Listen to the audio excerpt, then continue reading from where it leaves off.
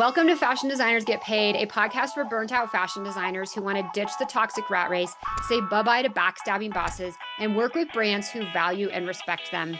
I'm your host, Heidi, and I believe that you can do things differently in your fashion career. Because the truth is, most industry jobs will underpay and overwork you, and having your own brand is far from profitable. Let's also be honest, most of them fail. So if you actually want to, be a fashion designer and get paid, the best way to do it is as a freelancer. Now, maybe you've been told that brands don't accept remote freelancers, or that freelancing means being an exploited temp employee working full-time without benefits. Or to work freelance, you have to be a rock star expert with all the skills from design through development. I'm going to show you that it is possible to be a real freelancer in fashion, work remotely with brands you love, and make money, even if you're terrified you don't have all the answers. You got this, and I'm here to help you do it. Did you know that a lot of freelance fashion design jobs, or TD, PD, pattern maker, doesn't matter the role, but that a lot of these freelance opportunities in the fashion industry are technically illegal? The truth is that there's a lot of exploitative practices when it comes to freelancing in fashion, and I want to make sure that you know your rights and when you may be getting taken advantage of. In this episode, I'm talking about the difference between permalancing or temp jobs and real freelance opportunities where you're in control of your own business. If you want to work for yourself in fashion and get paid, you need to know about this stuff. Let's get to it. If I say I'm a freelance fashion designer, what does that mean to you? Now, if you've been listening or watching for any amount of time, you might know what I say of being a freelance fashion designer means. But if you're new here, you might conjure up images of working in-house, working 40 hours a week for one brand. You are on their schedule. You're showing up and looking and acting like an employee. And then in 3 weeks or 3 months, when the project is over, you're basically unemployed again. Now you're, like I said, looking and acting like an employee, but you're not getting any of the benefits of being an employee. You're not getting health insurance. You're not getting paid vacation. You're not getting sick leave. And it's kind of a pretty abusive situation in the fashion industry. Now, people in fashion call this freelancing. They put this in the job posting. I've heard a lot of fashion designers say, I'm a freelancer. And they're basically working again for this brand, looking and acting like an employee, but not getting any of the benefits. I'm going to give you a cold, hard reality check. The truth is that this is not freelancing. This is a temp job. I call it permalancing. And the truth is that it is quite exploitative in the fashion industry. Here's why. The brand is getting all of the benefits. They are getting you, the freelancer, at a specific rate, and they're not having to pay all of this extra stuff for you. No, they're not paying for health insurance. They're not paying you for vacation. All of those extra benefits that you get in a traditional job, they're saving a tremendous amount of money by not paying you as an employee. And alternatively, like I said, it's technically kind of abusive to you, right? You have none of the security of being an employee, but you're showing up and acting like one, and it's a really unbalanced situation. Now, if you like this kind of work, I'm not here to judge. If this is a type of work that you are doing to pay your bills, or this is the opportunity that you got at this moment in time, I'm not here to judge. Some people, this works for them, but I just want you to be very clear what freelancing is and what freelancing isn't. So know that showing up as a temp worker is not freelancing, and know that it's not really great for you or our industry. Like I said, the brand gets the upper hand and they're taking advantage of you.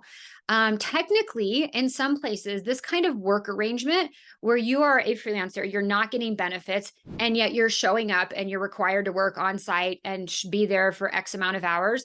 Technically, in some places, this is actually illegal. Now, brands get away with it because of the competitive nature of the fashion industry, but I want to share some specific definitions with you. This snippet was pulled from Cornell Law, very reputable company, and I will highlight here: a freelancer is not an employee for any organization and is essentially an independent contractor who gets paid on a per job basis. Unlike an employee, a freelancer has the freedom to complete different jobs simultaneously, given there is no exclusive contract between the freelancer and the client. And now here's where the illegal part comes into play. A freelancer enjoys the benefits of working at home, having flexible hours, and choosing projects that interest them. When you're showing up for this freelance job in fashion, you do not get the benefit of working at home, having flexible hours, and choosing projects that interest you. No, you're there basically looking and acting like an employee. Here's another definition from a site called uslegal.com. And it says a freelance employee usually performs services or completes work assignments under short-term contracts with several clients who have the right to control only the final result of the individual's work rather than the specific means used to get the work done. I'm going to read that line again because it's really important to think about and understand what this means. The client has the right to control only the final result of the individual's work rather than the specific means used to get the work done. What does this mean? This means that they can say, you need to deliver this project, these 5 tech packs, or, design this collection. They can control the final result of your work, but they do not get to control the means that are used to get the work done, meaning you have to work from 8 a.m. to 5 p.m. and you have to come into the office 3 days a week, right? They do not get to control that. This is where these freelance jobs in fashion are technically a little bit illegal, depending on where you're located. So let's talk about the opposite, right? What does it mean to actually be a freelance fashion designer or technical designer, pattern maker, product developer, etc.? As a real freelancer in fashion, you are in control of your own business. You get to work with multiple clients when and where you want. You have freedom in your day. You're not tied to a desk. Now, yes, you may have to do meetings at set times, but you're not beholden to that brand's schedule or their workplace. As long as you meet deadlines and as long as you deliver the final product, you are free to work when and where you want. You set your own rates. You're in control of raising them. You call the shots. And that is the definition of a freelance fashion designer. That is the kind of freelancing that I talk about here on the podcast, here on YouTube. That is the only type of freelancing that I support, that I condone, and that I promote, okay? I do not think that these permalancing temp jobs that our industry is known for are very healthy for anybody out there. It's beneficial to the brand and very detrimental to you as the air quote freelancer.